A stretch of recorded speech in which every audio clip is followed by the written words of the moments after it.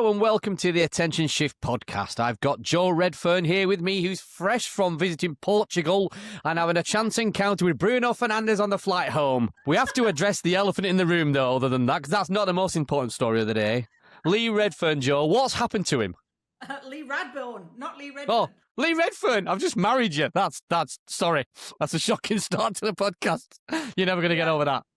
Well, Lee, so lovely Lee, yes, taking a short hiatus. He might pop back in every once in a while, but gone and got himself a shiny new job, which involves him moving away. So, yeah, thanks for your short tenure, Lee. Anyway, it does mean that you and I get more time to natter, which is great. And yes, I did meet Bruno Fernandes today on a flight back from Portugal. I confess, being married to a massive Man United fan, he was the most giddy I've ever seen him after fist pumping him on the way past, the whole way back from Portugal. Anyway, let's not digress. Let's get in. 5 stories, 5 minutes. Here we go. As usual, I'm going to kick off.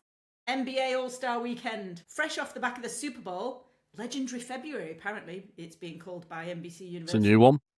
I don't know if I would class it as legendary. No, it doesn't sound as good as Super Sunday, does it? No. Super Sunday, no. But the NBA very much copied the Super Bowl creator playbook, I thought. I mean, even down to some of the same creators, the same list of names. It all smelt and tasted a bit familiar, do you not think? Yeah, I mean, we've definitely seen this one before. But it worked for flag football. So the creators were, as we mentioned in last episode, the creators were all stacked against flag football, and it hit 14 million live views, which was double last year's numbers. I really think the NFL are doubling down on flag football. I think that could really work for them, not just for their creator play, but on their international expansion. But now the NBA's done something similar, flown over 200 creators in for All-Star Weekend, behind the scenes stuff. Apparently some of them even slept in the arena. Imagine being on that plane. Listen, let me just have my Bruno Fernandes moon. But really, are we saying now that unless you have a creator strategy around your sports events, really, you're done for? Discuss. Well, so I think what they're making clear now is that fans don't come to you anymore. Leagues go to them to try and win the day, right? Ultimately, that's what they're looking at. And I think if we're looking at the numbers they got for the flag football that they told us, which was 14 million live views, compared to the Pro Bowl, which has become less and less important every year. And that's not just viewership, I think. I think it's also the fact that the quality of play that they're getting in the Pro Bowl, if I can get my words out, is diminishing every year. But it's clear that they feel like that kind of cultural and lifestyle cut-through is where they see a viewership going. But yeah, it's interesting that they've gone after similar creators, and ultimately they are not the only creators that exist, right? So we could do probably with a bit more creativity when it comes to creators, I'd say, if you're going to be doing this kind of strategy. Yeah, it feels a little bit like it's become standard operating procedure for NBA and NFL, and I kind of get it. But if you replicate that too much, then where's your unique proposition? Again, it all starts to feel a little bit samey. So, I mean, there was a bit of me that was a little bit disappointed in the lack of creativity around the creator strategy. But is this them finally admitting that they can't do without creators? I'd say so, wouldn't you? Well, look, the NBA said themselves that that creators are the only reliable way that they think they can reach Gen Z now.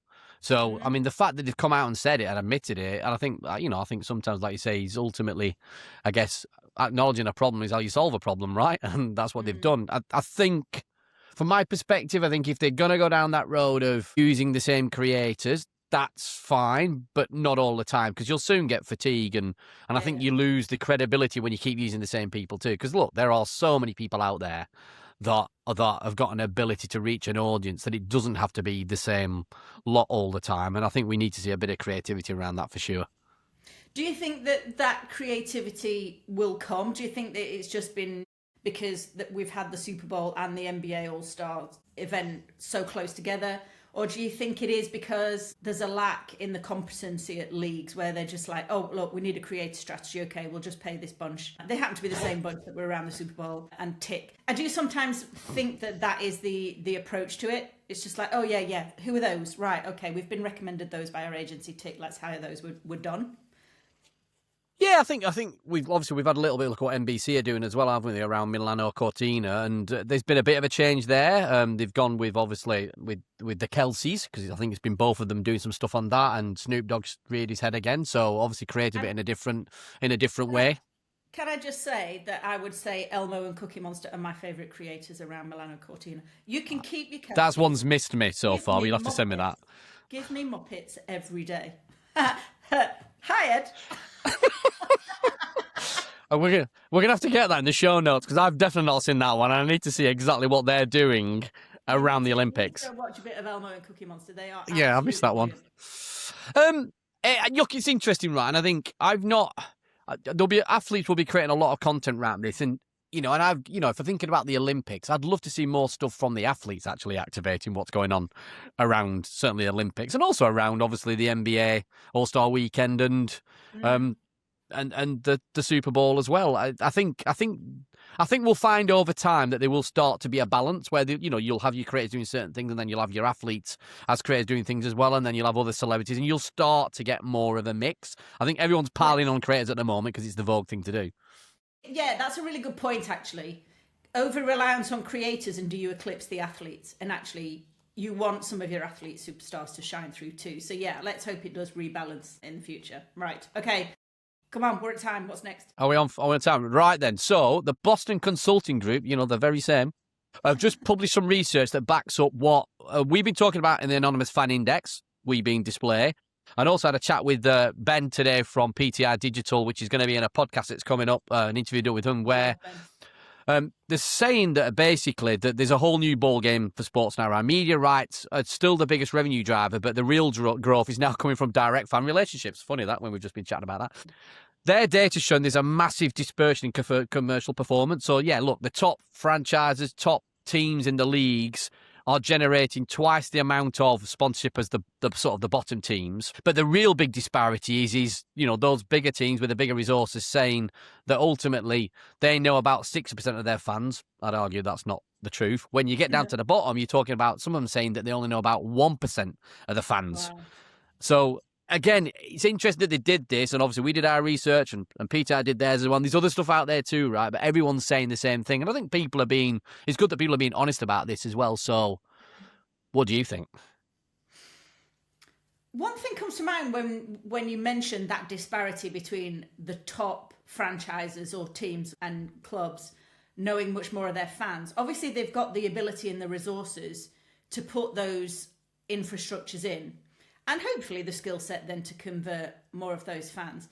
Does this create a two-tier system, though, where the ones at the bottom who haven't got as much resource to do that will be left trailing, and they're unable to convert to knowing more than 1 or 2% of their fans because of that kind of K curve? You've got the top, rich get richer and the poor get poorer. I do wonder if that is a bit of a risk, particularly if you're someone like the Premier League, when as a whole, you've got to look at your global footprint, and actually it's in your interest for all boats to rise and all teams within your league to succeed. So that was the first thing that came to mind when you were just talking about that. The other thing that comes to mind is, if media rights are going to stay the biggest revenue driver, but proportionally they're not going to grow as much as these other areas that have been left kind of undermined, where is the growth going to come from? Is it just going to come from, we want to gather more data on those fans and we just want to monetize the data, or we want to sell the data to sponsors? Or are they actually going to use that data to understand who the fan is and better serve them? This is what I'm not always clear on. When they say that it's going to be growth from getting to know the fan and from more direct fan relationships, what does that mean in practice? Ed, enlighten me. God, where do I start? So BCG, in their own words, confirmed that fan data is one of the biggest growth opportunities for sports organisations. Now, they're saying that's going to come through fan engagement being one of those key monetisation multipliers. And again, it always worries me when I hear that too. It's kind of like, and again, like when someone comes out and says, "Oh, we've got a fan engagement strategy," it's kind of like, is that not literally your sole purpose in life, to engage fans? That's literally what you're meant to do. So I'm guessing what they mean by that is ultimately starting to have a better view of who the fan is with multiple data points, understanding what experiences that fan wants, the various different touch points across the business, to then truly use that data to offer up compelling offers that a fan wants. Yes. But if you're going to do that, though, it's got to be based on a value exchange. It's not just like, oh, you ate hot dogs, do another 3. That's not compelling. It's like start to understand through their different habits what, it's almost like that predictive nature, start to understand what is it they might be interested in based on these other things they did over here. And again, back to that conversation with Ben earlier today, it feels like from his experience, and he's got way more experience than I have, that the she's just not interconnected for most organisations, even the big ones, to be able to do that yet. Oh, God. Right, okay. I think what you're talking about is really idealistic, and my heart of heart, I really want that to be the case. I think it's wishful thinking. Now the skeptic in me is like, it's not really going to be used to create a more compelling value exchange with a fan. It's going to be used to try and extract some more cash from them. Ultimately, that, I don't know how to answer that other than say agreeing with you. There was a case study here, and it probably needs delving into a little bit more, but the Philadelphia 76ers, which were part of the BCG's own research here, and I want to delve into this too, said that there was a case study there. They ran 125 targeted fan campaigns, and they said they increased participation by 15% by doing these targeted fan campaigns. And they use that data then to land a major presenting sponsorship. Now, again, I'd love to get into the detail of what that actually meant. Was that surveys? Was that, what was that participation?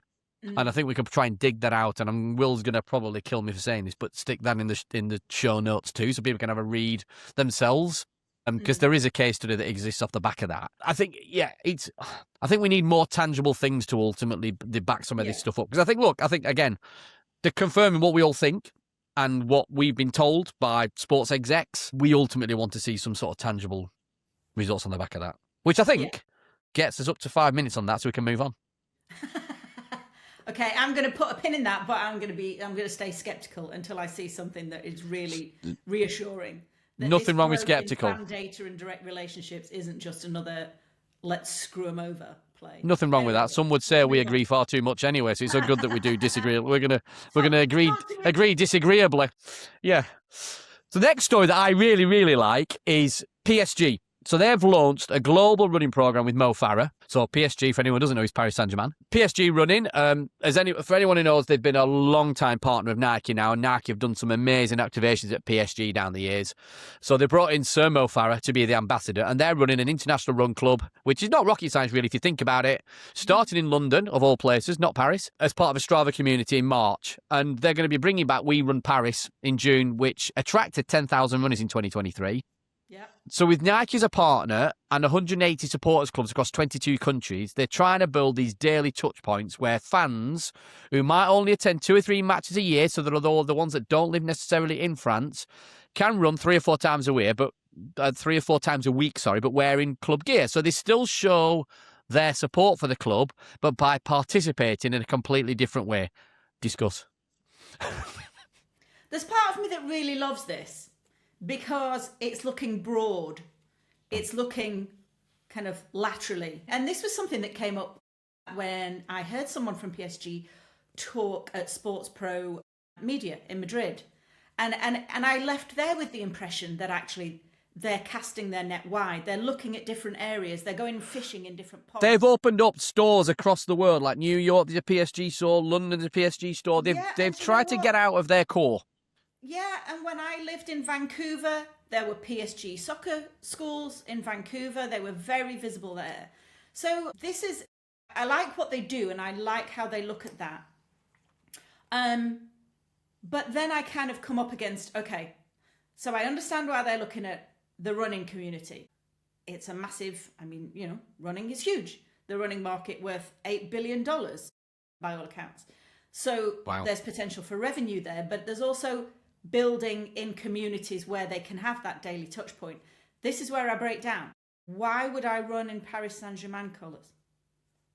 Yeah, I think that was just part of the press release, to be fair. I mean, I'm not sure if people will be running pounds. But the And it's idea is that you're coming together with, I guess the idea is you're coming together with very other different names. like-minded people that have a love for PSG and everything it stands for. Yeah, I kind of get that. I mean, how do you get into a Strava community that's running under the PSG banner, and what does it mean to you if I'm in South Manchester and I'm thinking, yeah, I'm going to have a go at this. What relevance is it to me? What is it going to bring me? I think I'd be scared to be running around in PSG gear in South Manchester, I'm not going to lie. I'll let you know if I bump into anyone. Yeah, look, they clearly know. Again, we're coming back to the BCG thing, like, you would imagine they have data on fans that they have internationally to be able to start this process. And all it needs, I guess, is one person in a major city that's a PSG fan. And the reality is there are groups of people around the world that come together to watch their favourite team, right? So it starts like that and then it starts to build, I guess. Look, I think that they are building I think PSG are setting a blueprint for how you can nurture fandom globally that's different to the way that people normally do this. Like, no other football club's thought to do this. And it's the easiest thing in the world, right? Putting one foot in the other and going for a run. Well, yeah, and kudos to them for looking at it. What I guess I would like to see is how it joins up and means something to that person then who is going to log as part of this, whatever it is, a Strava community. What does it mean to them then? How are they going to start building this community? So we'll see how it plays out. But it'd be really interesting to see if other smaller clubs might. I mean, given that running is super popular, are there going to be some followers if they're first to market? Who else is going to hop on this bandwagon? I mean, I mean, I don't get the Mo Farah PSG connect because Mo Farah was an Arsenal fan. If anyone was going to do it, would have been like, I don't get that one. I mean, but I guess they're doing it because Mo Farah's London, right? And that's why they've picked London. That feels a little bit of an odd connect to me. I'm not going to lie. The idea of doing it feels like a no-brainer. I don't understand why no one's ever done it before. And not just a football club, right? Any sports organisation, because it's just one way that people come together.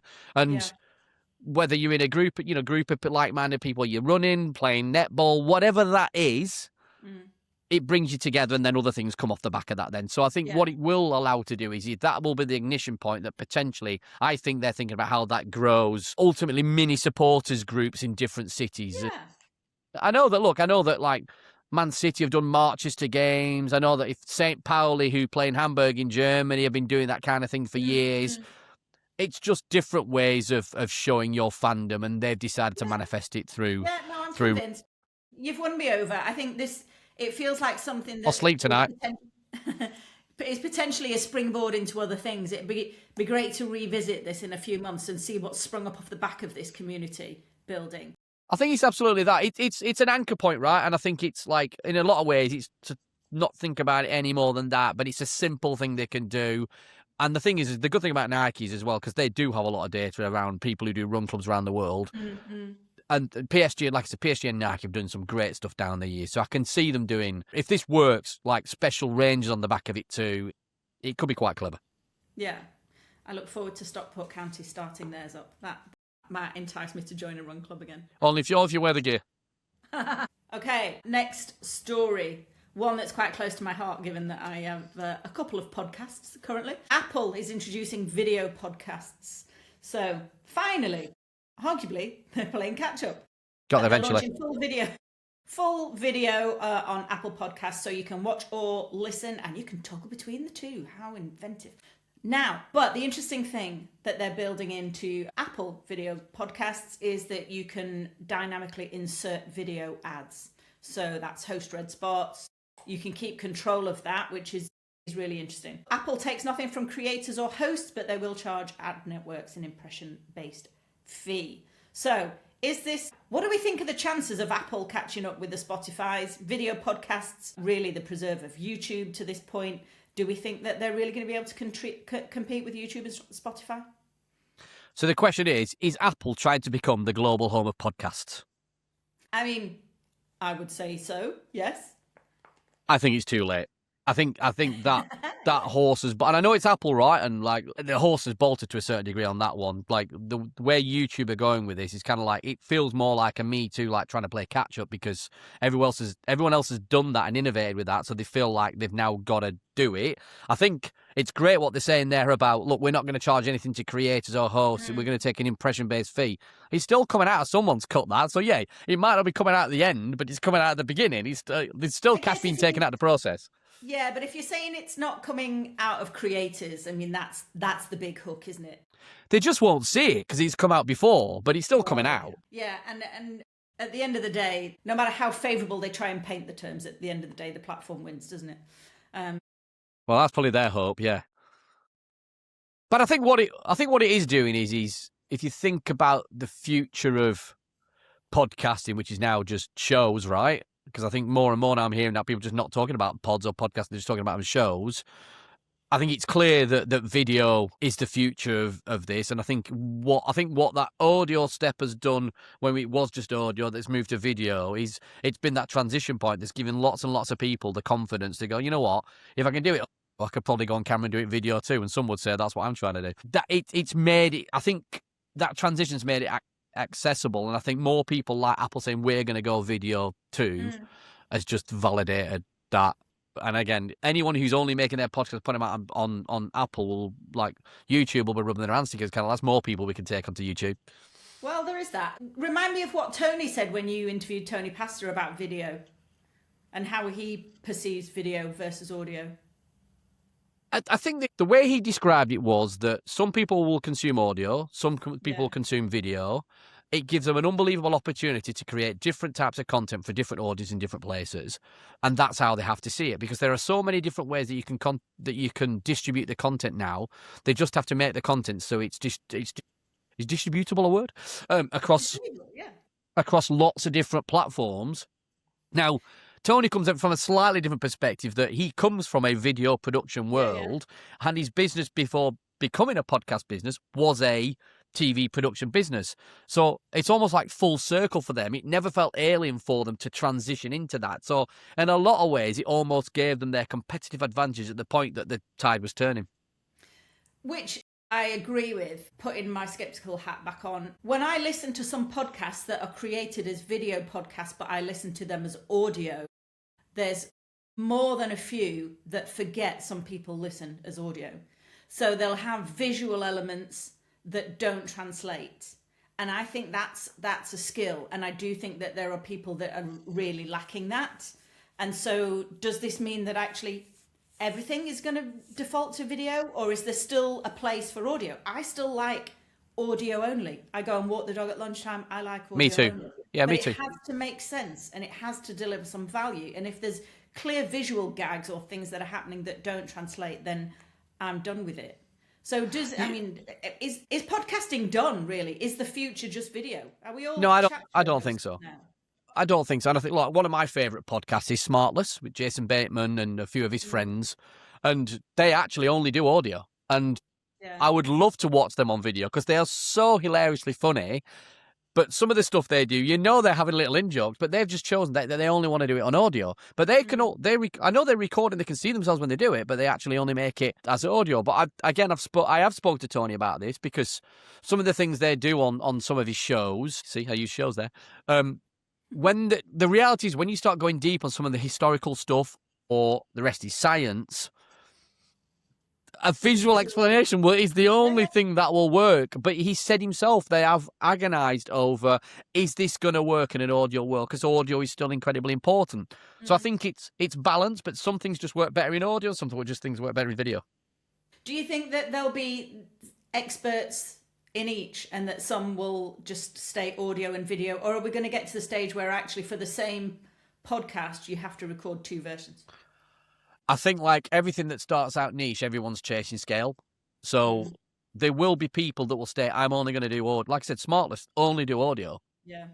There will be people who are probably have been successful enough and it's not their main thing, which is not for Smartless, that they can go, no, we're just going to stay audio because we like doing audio. But I think the vast majority of the realities is, follow the money. They'll chase the money. So ultimately they'll go for omnipresent, omni format distribution, which will have to be video and audio, which means And they'll record it in a video first way.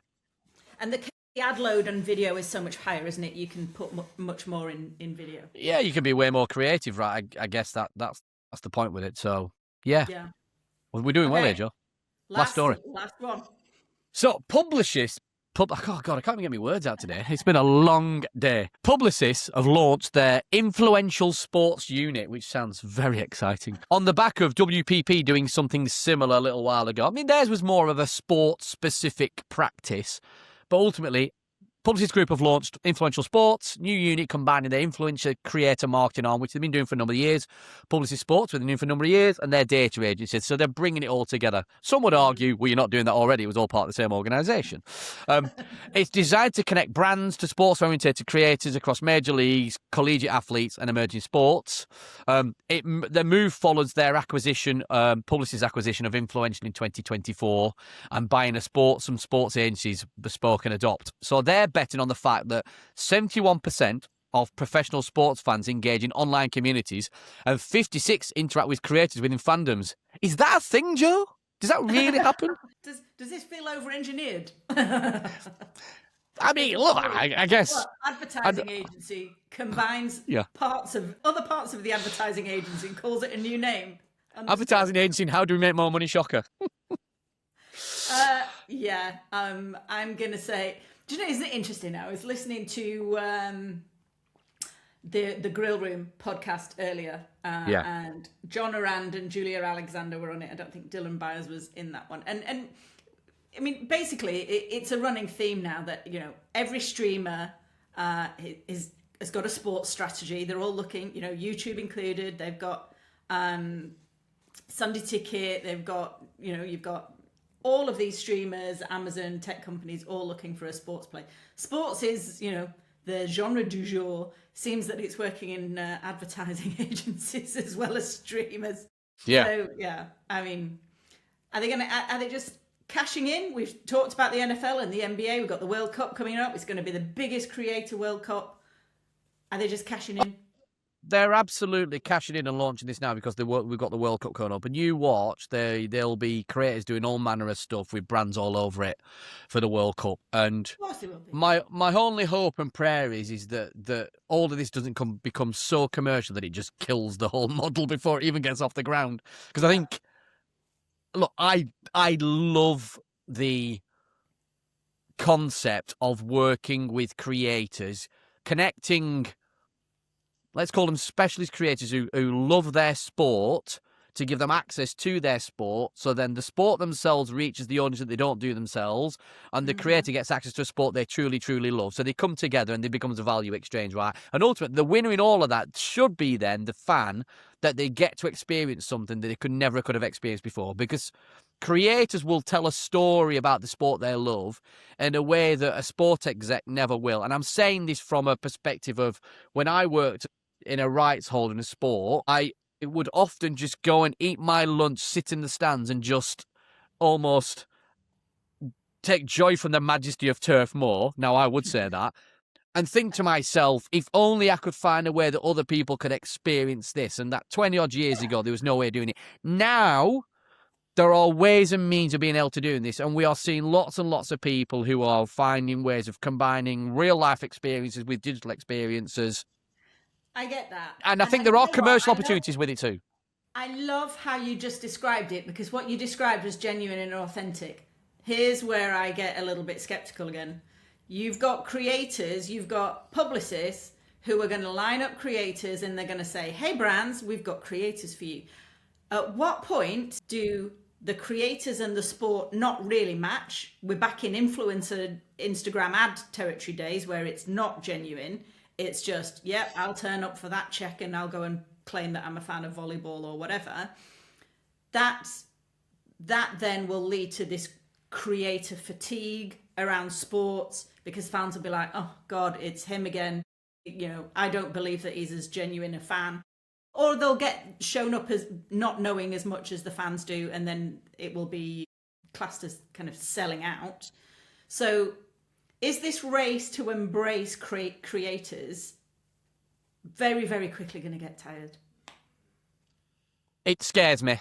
I'm not going to lie, because you and I have talked about this for a good while now, and we want this to be done. What creators do is very much with their audience is built on trust. If you think about and over back a in the long period of time. over a long period of time, it used to be that the newsreaders were the people that people trusted to be able to deliver them the news, and obviously without going into detail of what's happened to certain newsreaders, that's long gone, right? These creators have ultimately become the modern day pipers of their particular fan base, as it were, and they are trusted to deliver their opinion without, I guess, commercial, not input, because people understand they've got to make money, right? But they're not going to be swayed by the cash, I guess. It's fine to take the cash, just don't change your opinion because of the cash. And that's it, and that's the difference. But there will be inevitably those that will take the cash and they will let the commercial drive the bus. And the potential is that they undermine those creators who aren't willing to sacrifice their relationship with their audience for a big check. There's always someone that'll say yes when plenty say no, and that is the problem. Yeah. Which I think, but then that does risk undermining the whole rush for creator strategy that we've got in sports at the minute. I hope that we get to the stage where actually leagues or even agencies like Publicis realise that you can't just throw a load of random creators at a sport and align them with brands and think the perception to the audience, it will come across. We've said this before.